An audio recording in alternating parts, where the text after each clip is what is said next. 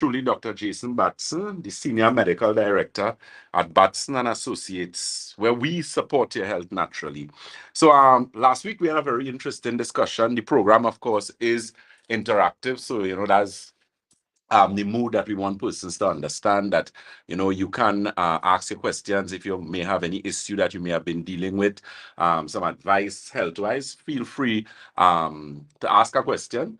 Keep in mind that we also are live on our social media platforms. We are Batson and Associates Limited on Facebook, on Instagram, we are Batson and Associates TT, and on YouTube, we are Batson and Associates Trinidad. Of course, our locations, keep in mind, we're located in Chaguanas. That's head office, which is Montrose Main Road, Chaguanas. We're also in Debe. Debe is the corner of Ramsamouch Trace and the SS Erie Main Road in Debe. St. James is Red Edge Mall, Western Main Road, St. James. And Tobago, of course, is the Triangle Building in Scarborough, Tobago. That office, that telephone number there is 226-4553. And as we go along, I'll just basically give the main numbers so that at least, we don't call too many numbers and you can at least get access to one, which would give you access to the others. So again, a pleasant good afternoon to you guys. So today, we actually discussing the topic of digestion. Acid reflux is what we're going to speak about today because a lot of persons have issues with the stomach. Some persons have what is referred to as acid reflux.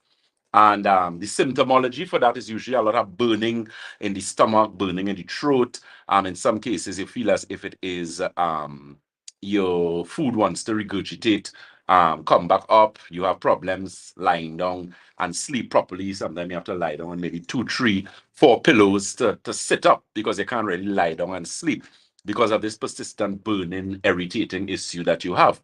So that's what we're going to speak about. We're going to speak about what is good. How do you know if you have GERD? What are some of the symptomology associated? And of course, what do we at Batson and Associates do to address that situation? So GERD, or what is referred to as acid reflux, which the acronym stands for gastrointestinal reflux disease, is just that. A reflux situation. We know that indigestion, or in the process of digestion, I should say rather, hydrochloric acid is produced in the stomach. Hydrochloric acid is highly acidic and has a pH of 2 on the acid alkaline scale. So it means that acid is supposed to be utilized in the stomach and the stomach only. So some people may be diagnosed with, as I said, what's referred to as acid reflux, where this acid now comes up and goes into places that it's not supposed to be in, primarily your esophagus. And there's something known as an esophagus sphincter, which is like a door that actually separates your stomach from the esophagus. So that door is supposed to be remain primarily closed, for want of a better expression. However, some persons, their door doesn't close properly, and as a result, it remains slightly ajar, or because of all the acid situation, it could be slightly damaged. And as a result of that, now you have regurgitation of acid coming up in the esophagus. And if it's really bad, it's going to come up in your throat and that type of thing. So you get a lot of burning, a lot of discomfort. You may have a lot of flatulence, a lot of gas. So that's fundamentally what that is. Causes primarily are various. Some medications can contribute to that. For example, if you overuse acid blockers, you can end up in a situation where that could actually worsen the GERD situation. Those of you who may be on specific type medications like corticosteroids, if you may be suffering from arthritis, those type of things, people who use large amounts of painkillers, if you may have done a course of antibiotics over a period of time and you didn't reintroduce probiotics into the system, that could have caused problems. Or some bad habits that we have. Eating and drinking simultaneously is also one, where you should not eat and drink at the same time. That is a no-no. People often ask, say, Doc, well, if you don't eat and drink, then you'll choke. No, you have teeth, and there's a reason why you have teeth, is to basically chew your food up properly. Surface area to volume ratio. Drinking a lot of cold beverages can also contribute to that. As I said, eating and drinking at the same time, or eating carbonated beverages with your meals can also contribute to that problem. Improper food combinations could also cause that. So a lot of persons, for example, would eat fruits.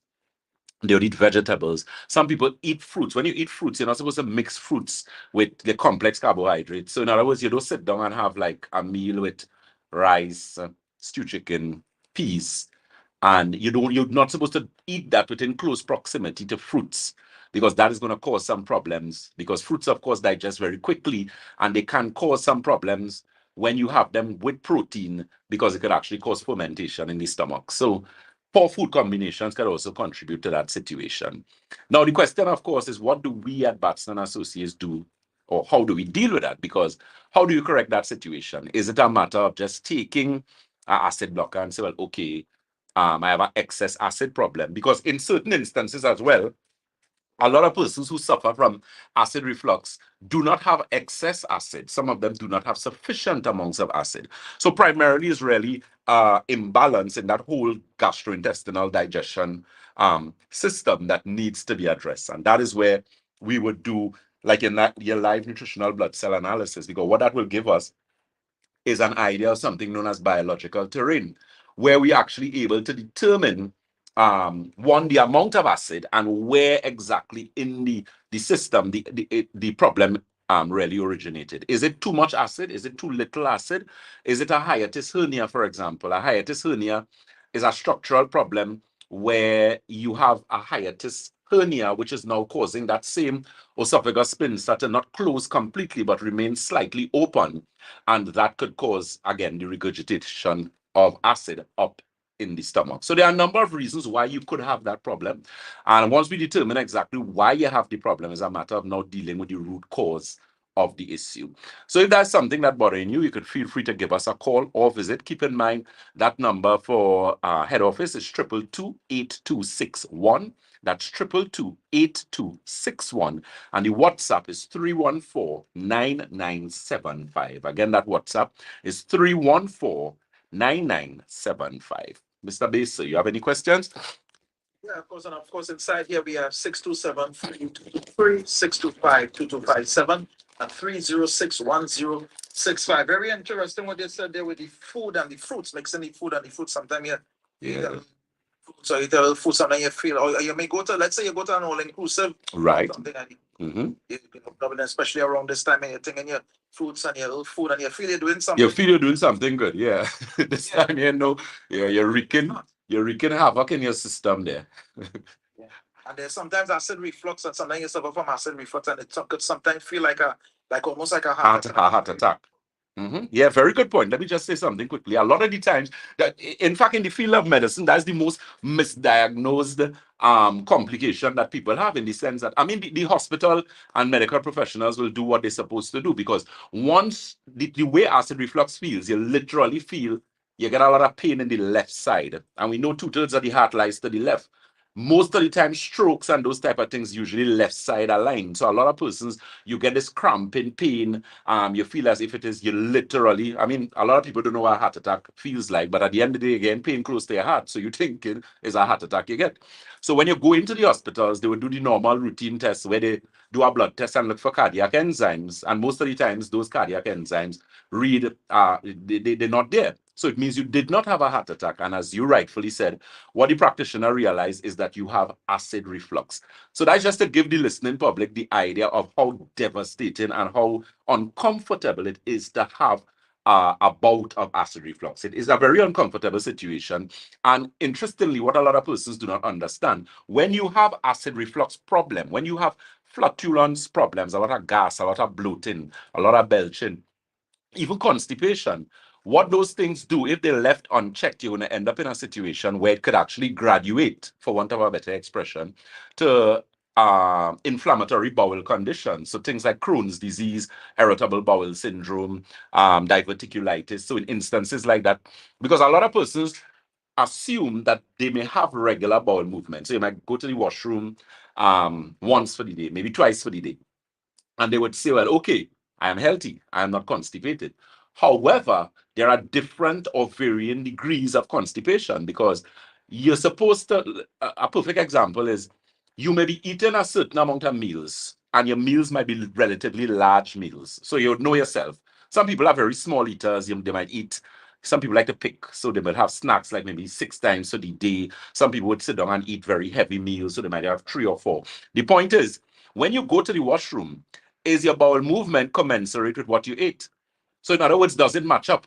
And most people will tell you no, because some persons, even when you go to the washroom and you do what you need to do, some people feel as if it is they don't empty properly. It's as if it still have more there. You're feeling bloated, you're getting stomach pains, you're getting cramps and all those type of things. And those are clear indications that something is wrong in the gastrointestinal system. And as I said before, if it's left unchecked, it could actually cause serious inflammatory bowel conditions where you actually start to see. So in other words, you don't necessarily have to see blood in your stool. You don't necessarily have to force. You don't necessarily have to be constipated to realize that you have a gastrointestinal problem, which is why it's always good to look and check certain things.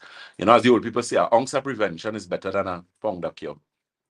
Nice. What about eating on time? In this hustle, so you don't get to have breakfast on time. You miss excellent. What about that? Excellent. That's problems. In fact, we have a lot of clients currently who have serious issues, and the issues that they have are not even gastrointestinal issues, in the sense that the gastrointestinal system, that same point you made, where people do not eat on time. A lot of people do like breakfast. They tell you that, but that is a big error. You must have, even if you drink a cup of hot tea, a large cup, like maybe about a 16-ounce cup, hot tea, no milk, no sugar, that would sort of help you until you reach to the point where it's the office or whatever the case is, maybe to have a meal. But some people don't do anything at all. And when you do that, you actually create serious problems. In fact, a lot of people do not know that diabetes, if it is you're not eating on time, and some people, for example, say, well, I would have one meal for the day, because some people again have the misconception that they may want to lose weight. You find this happening with a lot of females. So they say, well, okay, I want to lose weight, so I'm only having one meal for the day. Now, the thing is, the type of meal they're having, the time of the day they're having the meal, and what they're really doing to themselves is giving themselves diabetes. Because diabetes is something you could get if you are not eating properly, and if it is you're not eating on time. So that is a very important thing that you need to pay attention to. What I always tell people, third base, is that at the end of the day, even if you need to do a smoothie or some sort of blend, which is easy, you could just take that and go with you, then do that, as opposed to staying hungry for extended hours. You're going to put yourself in a lot of problems where that is concerned. What about, I know you mentioned bloating, but gas? What about people who suffer from gas? Even sometimes they might, like to somebody, and you hear some noise. Yeah, some rumblings.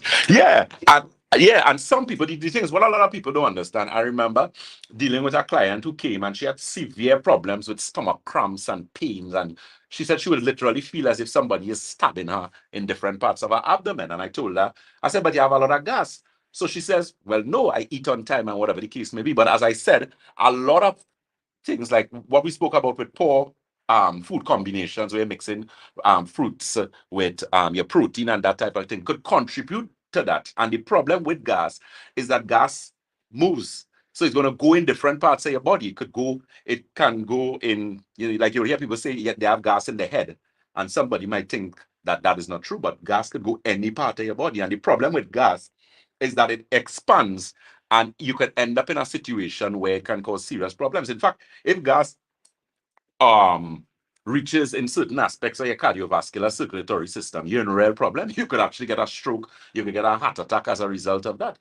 Now, some medical professionals would disagree, and that's good. I have no problem with that. But I have seen it already with individuals. And then when you track cases from a theoretical perspective, you would see that that is the reason why a lot of persons end up with gastrointestinal problems with cardiovascular issues associated with even joint pain and muscle pain and that type of thing, as a result of buildup of gas in the intestines. So that's something that you really need to pay very close attention to.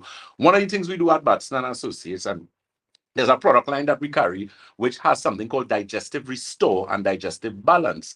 And what the Digestive Restore is really designed to do is do just that: break up gas, help to reduce the inflammation in the intestine, so that you now have proper digestion. Because even in the instance where your food is properly assimilated, a lot of persons don't digest food properly. You might be eating properly, you're doing your exercise, you might be taking your necessary, your little vitamins and things, whether it's B complex, you're taking a multivitamin, and you're still tired, you're not seeing the results based on what you're doing. And the thing is, you have been doing it for a while. So it's not to say it's a short period of time and you just need to be consistent and allow, give yourself a 2 months, 3 months for it to actually get into the system. You have been doing this for maybe months or years, and you're still not getting results. So that is where malabsorption comes in. There's also something very quickly called auto-intoxication. Prefix auto meaning self and intoxication, poisoning. So the thing is, if your intestines is very toxic, and there's a number of reasons that that could contribute to that. Dehydration, excessive amounts of meat, over consumption of alcohol, a number of things. You're now in a situation where your body actually poisoning itself. So you're doing yourself a serious disservice where you actually have toxins circulating in the body, and that of course could contribute.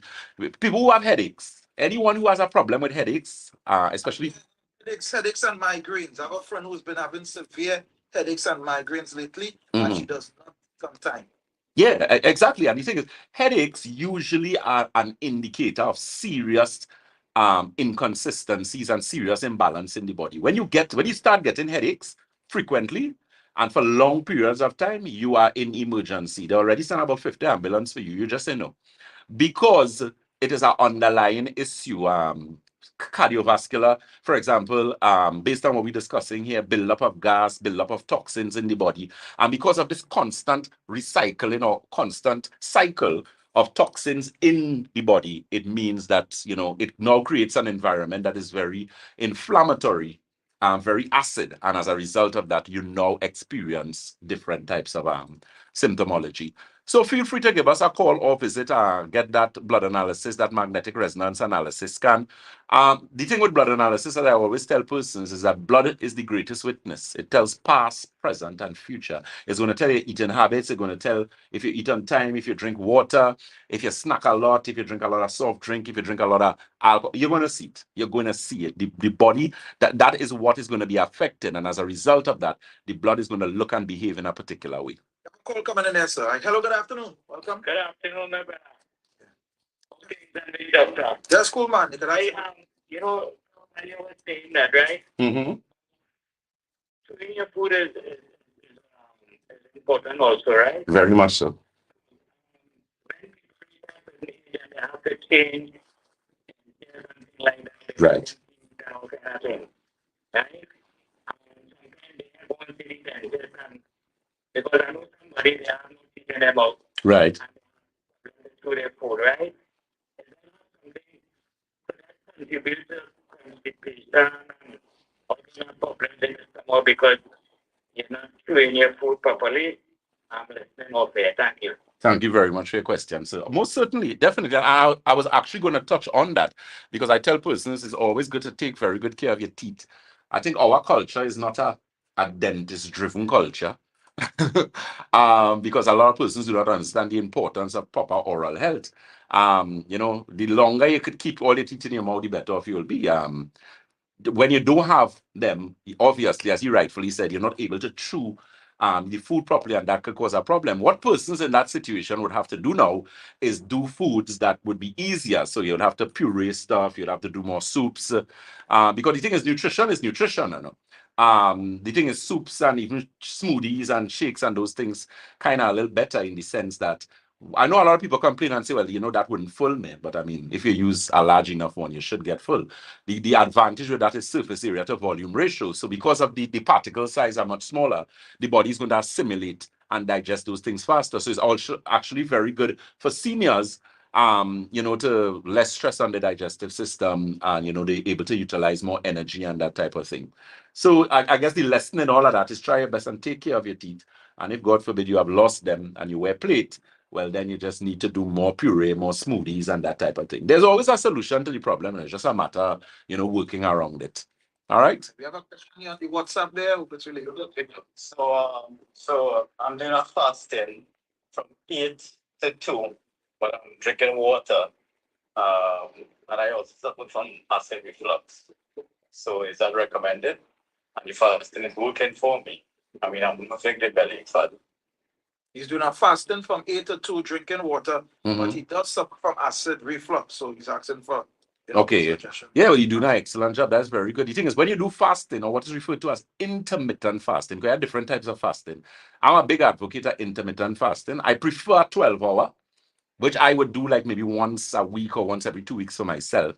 And what fasting does, it actually sends your body into what we call scavenger mode, where it actually starts to look for protein and different types of things. Now, the fortunate thing is that various things like kidney stones, fibroids, polycystic ovaries, different cysts, liver cysts, kidney cysts, and those type of things actually respond well to intermittent fasting. It works even better if it is we incorporate a protocol for you where we put certain types, enzymes, certain phytonutrients, and those type of things to actually help the body clean up itself faster, right?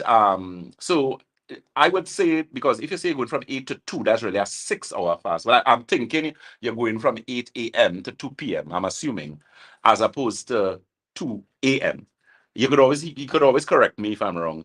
But as I said, 12 hours is always very good, which is like from 6 to 6. And you drink water and you drink hot tea or hot water throughout the day so that you don't really build too much, you don't build any gas at all in the system. So the intermittent fasting is excellent. You just need to sort of polish up in terms of how you do the numbers. 12 hours is better than 6 hours. The thing is, if persons are diabetics, though, diabetics, the 18-hour usually work, but you need to have guidance as to how to do that, especially if you are on insulin. And those are programs that we offer as well, because with a diabetic, you need to, it has to be properly done, because you could end up in a situation where the blood sugar go too low, and that could, of course, cause problems. So you could feel free to give us a call or visit at any of the locations, and they'll be able to provide the necessary information for you. You have a question coming in here. Hello, good afternoon. Welcome. Good afternoon. I got Mr. Batson thinking about fasting, and he says, you fast for you drink water. Could you explain the meaning of the word fasting? I think fasting is when you keep up everything. Water, you are not fasting. Okay, I could clarify for you. Okay, no problem. They're not eating meat, or they're not eating salt, or they're not eating chicken, or they're not eating dashi, or edos, or anything in general. They're keeping fast. I don't think they're keeping fast. They're not doing anything to the body as far as I'm concerned. If you check the meaning of the word fast, it means everything. Okay. What fasting the people they Mm-hmm. I think fasting is different from what No problem, sir. just my analysis of it. Okay, good. Your body. Mhm. And if you want something, morning, drink something. Mm-hmm. You don't drink anything and nothing. Mm-hmm. Fasting evening. That's my idea. If I was wrong, All right, sir. Thank you. It's now fair. Thank you. Okay, good, no problem. Okay, so I would agree to disagree. So as you said, fasting, which basically, if you look, Oxford Dictionary will tell you that fasting is abstaining from food, drink, water, whatever the case may be, for a specific period of time. In most cases, or some cases, because of religious observances or whatever the case may be. Now, I could speak from the perspective of anatomy and physiology. So abstaining, as we're saying, from food and drink. The reason why I personally would not do a fast that does not include water is that it is dangerous for the body. And I am not attempting to be disrespectful to any religious group or anything like that. I give people advice based on my practical and theoretical training. So the thing is, why it is dangerous to fast and not drink water, you have to remember that your body is what? Your body is 70% water.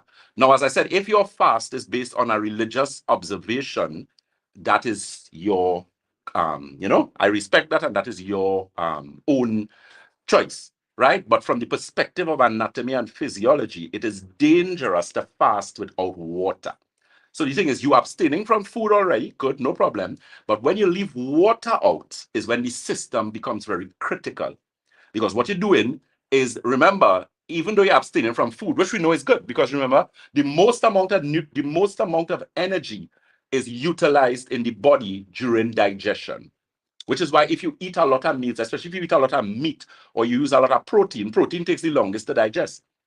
So in an instance where you do a fast, like I would, for example, I would do a 12-hour fast. So I would do, like, let's say 5:30, I would have like 2 boiled eggs. I'm not throwing out the yellow in my egg at all.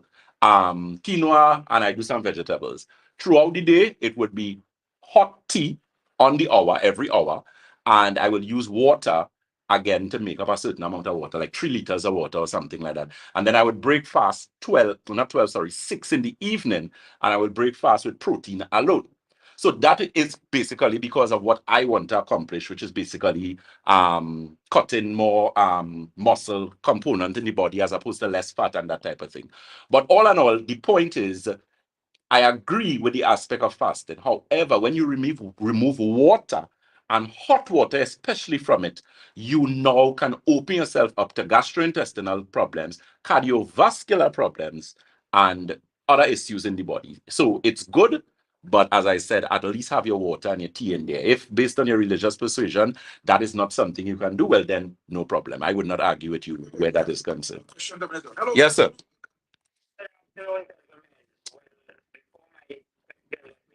I have found that a vegan diet with supplements, if it's sensible vegan, you can't go and eat that kind of thing, right? Stuff, Okay. right? And you kind of balance it out. You get some knowledge on what to eat. Right. And you don't have lentils and this and that and the other. But you basically, find out about it and go vegan. Regarding this fasting, I tried it a bit. I would stop sometimes at 3 in the evening and about 12 the next day. And I'm a diabetic, but I take metformin. Right. And I wouldn't have to take it. Good. It's not right. And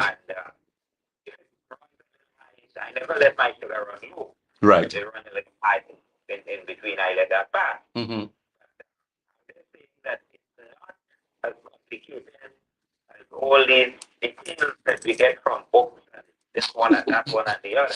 Right. Because are regularly deprived of food. Right. And they don't get it on time. Right. They all Uh-huh. and they get water. They may get some kind of sweet drink or something. And the vegan diet is just fine for me. Right. It goes for Hindus. I'm not speaking internationally here. Hindus stay away from animals. Right. Right. That's what we call fasting. Okay. No problem. Thank you very much for that. And yeah, that's what I'm saying, because with different religious groups, even for example, you would find Muslims for the month of Ramadan. That fast is a different aspect in terms of how a lot of other persons would fast. But as I was saying before, once it's based on your religious persuasion, that's exactly what it is. And I respect that totally. But as I said, from the perspective of anatomy and physiology, so we're talking about the body here and the rules and the laws that govern the body, because there are many. And one of those laws is a law of hydration. And the law says that hydration governs every single thing in the human body. That's why we have so many sick people all over the world. People do not drink sufficient amounts of water. So much so that there's an equation, your body weight divided by 2 in ounces. And then, of course, we live in a tropical climate. If you're sweating, if you're running, whatever the case may be, you need to hydrate more. So, as I said, as regards to the whole fasting aspect, and one of the things you need to take into consideration too, as well with fasting, especially if your fasting is based on your religious persuasion, is also in terms of your health. Because if, for example, you are a kidney patient, or you're someone suffering from hypertension, or you have cardiovascular problems, there are different things. There are ways in which you need to do that. So I'm just saying, it may sound easy in some instances, but professional advice is always welcome. Just keep that in mind. Back to you, Tirpis. Again, just about how many, what is the correct amount of water you're supposed to drink per day, and the difference between different types of water in the market. We have regular water and this alkaline water. What is the right type of water? Okay, well, the thing is, as I said, your body weight divided by 2 in ounces. So primarily, if you weigh 160, after 160 is 80, you should drink about 80 ounces of water. If we convert that to liters, if memory serves me right, you're looking anywhere between 2.5, 2.75 liters of water, not more than 3 liters. And that's basic. But as I said, you have to take what you do into consideration. So, is that tank? No, there's a little bit of water, man. So, yeah, over that period of time. Just clarify something for me. We're going till 2, correct? Oh, we're going till 2? Yeah, because yeah, that's what they told me when we called. So I don't know if you had that clarified or what. It said 1:15 till. Oh, we have a time check. Okay, we go till 2. Yeah, yeah, sure. Sorry. Okay, great, no problem.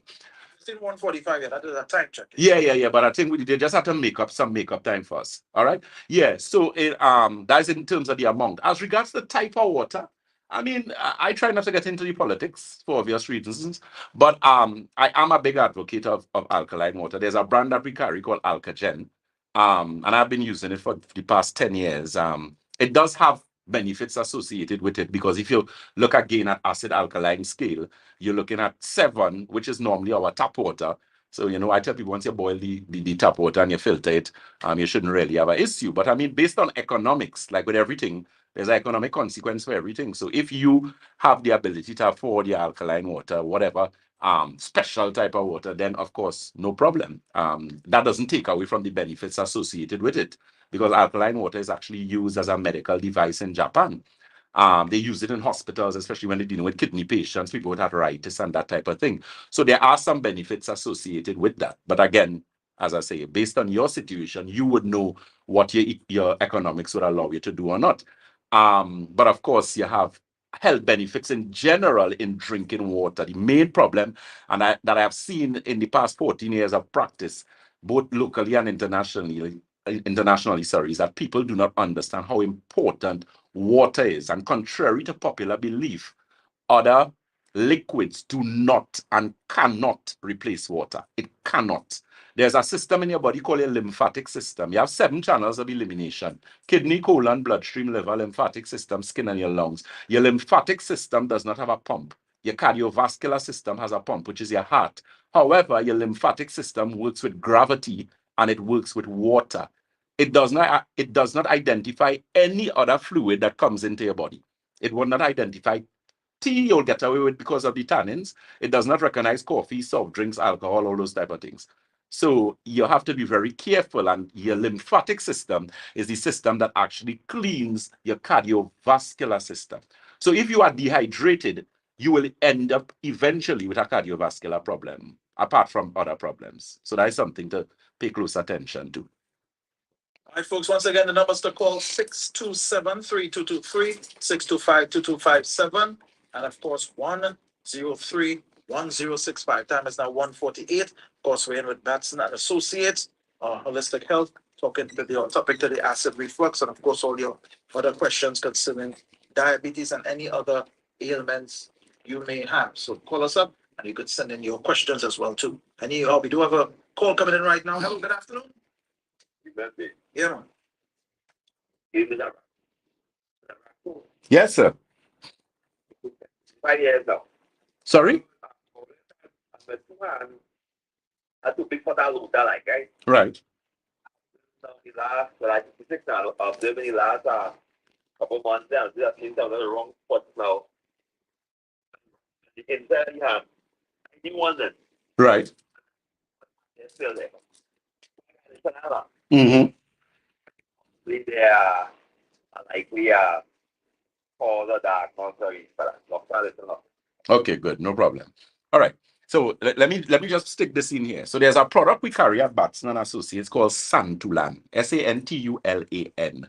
Santulan actually is Hindi for balance or equilibrium, right? Now, the thing is, as I said before, you have 7 channels of elimination in the human body: kidney, colon, bloodstream, liver, lymphatic system, skin, and your lungs. Your skin is the largest organ of the body. It's an external organ, so it's the largest external organ, but it is the largest organ in general. The second largest being the liver, which is primarily internal. The point is this: your skin is going to take all the licks that the other organ systems cannot deal with. So people who have skin problems, LOTA, atopic dermatitis, lichen planus, even inflammatory skin conditions, which fall under the category of lichen planus, psoriasis, atopic dermatitis, and the list goes on and on. Even simple things as dandruff and fungus in your nails. There are some people, you have a fungus in your fingernails since Adam was a lad. Since you go in primary school, you have that, and now you're big and have grandchildren, and that's still there. You have it in your toes.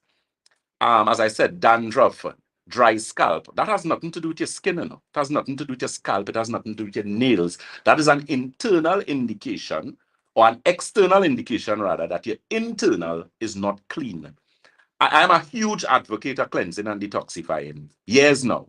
And so many so that even Western doctors had an issue and they used to tell people, it have some of them just tell people that nonsense still, that you're not supposed to cleanse and you're not supposed to detox how your body does clean itself. Really? Let me give you an example. Why you just brush your teeth? If your body does clean itself, then you shouldn't brush your teeth. It doesn't work because you have to understand that toxins now and the world we live in, especially with all these chemicals and the food and whatever the case may be, toxins or auto intoxication has played a serious role in a lot of debilitating health issues. So a lot of the times cleansing and detoxifying is very, very important. I prefer a 7-channel detox that is primarily liquid. As I said, the name of the product is Santulan, and that is available at all our locations. And it's just a matter, and there are other ways in which you can detox in terms of the amount of water you drink and that type of thing. But it's very important that you do that in order to maintain good health. So people who have LOTA, especially for years, that is an indication that your gastrointestinal system, your liver, and your kidney, they may not have reached the stage of alarm as yet, but they come in there. They come in there. And as I said, anyone would want to prevent things from getting worse, at least any sensible individual. Pay attention. A lot of the times our body speaks to us, but most of the time we do not listen. If you're getting headaches, your blood sugar reading high all of a sudden, your blood pressure high all of a sudden, you're getting back pain, chest pain, something is wrong with you. You have to check yourself, because if you leave those things, obviously they become exacerbated, and then of course you end up in more problems. Over to you, Mr. Base. Definitely. Of course, well, somebody's asking exactly what do you have for the acid reflux? What do you sell for acid reflux? Well, we carry a product called digestive.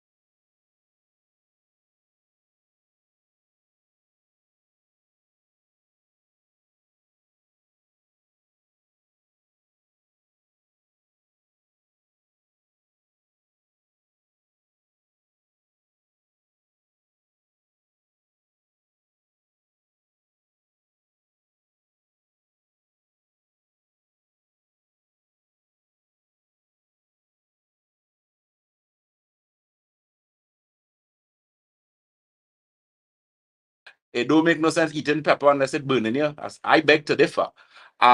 Because pepper tends to be very aggressive, and then even sometimes the way we cook our foods. I mean, not I like Indian food, curry, but the thing is, too much of that is also problematic. And again, a lot of persons, they indulge or they overindulge. So you might go out, you take a drink, so you're drinking alcohol. Then you might eat a little curry something, then you go and drink alcohol. I mean, come on.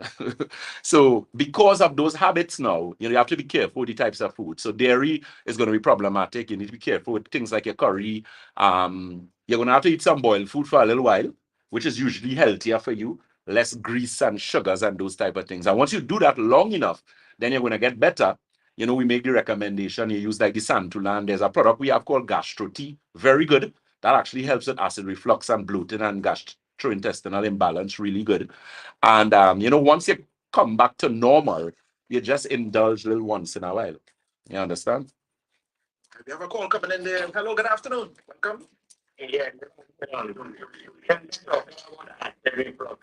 Mm-hmm. Mm-hmm. Mm-hmm. diluted with water and you drink it will help.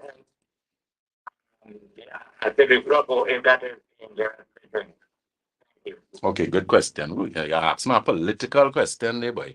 All right. So the thing is, it is good to drink. The only warning I would say is that if you're a hypertensive individual, then you have to be careful how you're using baking soda. But I'm a huge advocate of it. It's something that I use on a regular basis. It's something I recommend for individuals. And like with everything else, proper direction as per the individual is very important. So the problem with a lot of persons is that they like to recommend things or they want to use what everybody else is using. Now, even though we are the same, we are all the same, we are all different in different aspects, especially with medication, disease, that type. So you have to know yourself and then based on that, get advice. But generally, it is something that almost anyone could use. I usually recommend half teaspoon in 8 ounces of water, room temperature water, first thing in the morning.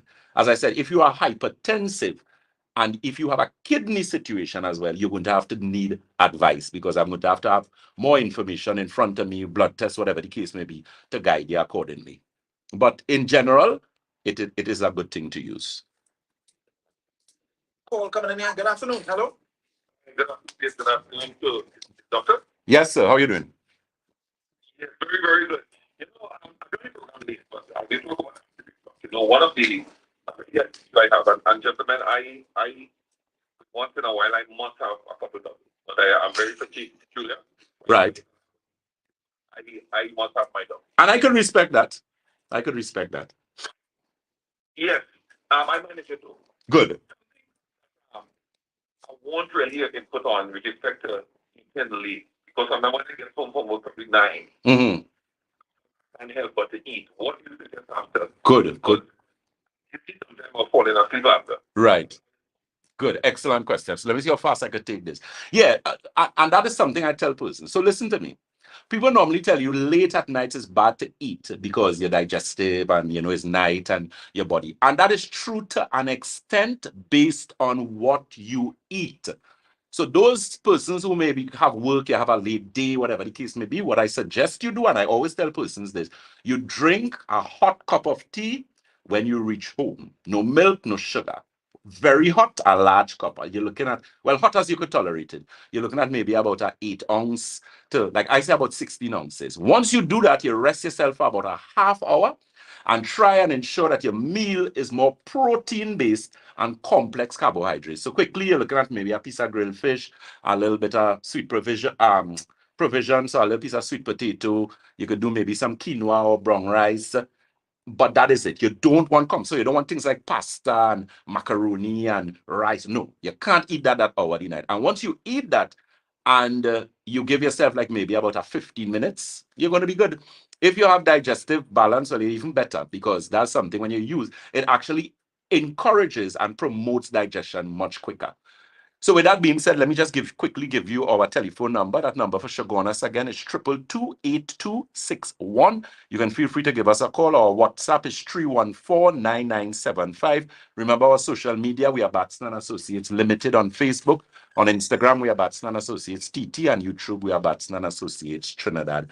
As we always say at Batson Associates, if you think health is expensive, try sickness. If you think education is expensive, try ignorance. Till base, sir, it was a pleasure. Till next week, enjoy the rest of your day, sir. Man, no problem, man. You will listen to Batson Associates right here on Freedom 106.5. Very informative, very, very educational. We return. We have an interview coming up at the top. Keep it. If you love technology, then tune in for the digital world on Freedom 106.5. Yes, my social media people. That was a good program. I enjoyed that program. See, when I get questions off the bat, so I love questions like that. So again, we're going to finish up here because we have DJ Mamu, RadioTT.com, and we're going to have him from 2:50 to 3:15, God's willing. All right, guys, so take care of yourself. Remember, Check out our office. Remember, check out that Fountain of Life product. Excellent. I like it. I used some this morning on my little gum, and I was impressed. But in general, stroke, acid reflux, energy, those type of things, you're going to get some help. So check it out. We have it on special at Batson and Associates. So feel free to give us a call or visit. Telephone number again for Shagonas is 222-8261. That's 222-8261. And database 223-7515. That's 223-7515. Let me say a pleasant good afternoon to all our social media individuals. I know when I'm doing these programs, I hardly get to, because they had me going left, right, and center there. So someone said, apart from physiotherapy, how can you fix a pinched nerve in your neck? C6. You only need some sort of a natural anti-inflammatory. There's a product we use called is omega with astaxanthin. Once you're not a 7-day Adventist or you are allergic to shell food, then it means that you can use that product. All right. Check out our Alkagen water as well, located in all our locations. And we will be back with DJ Mamu from 2:15. So I'm going to take a little break here now and join DJ Mamu at 2:15 on DJ Mamu Radio TT.com. Remember, check out our pensioner special as well as our overseas number for our overseas client. That telephone number is 1-868-373-2388. Again, 868-373-2388. May God continue to bless you and your family. Be safe out there. Take care of yourself. Bye-bye.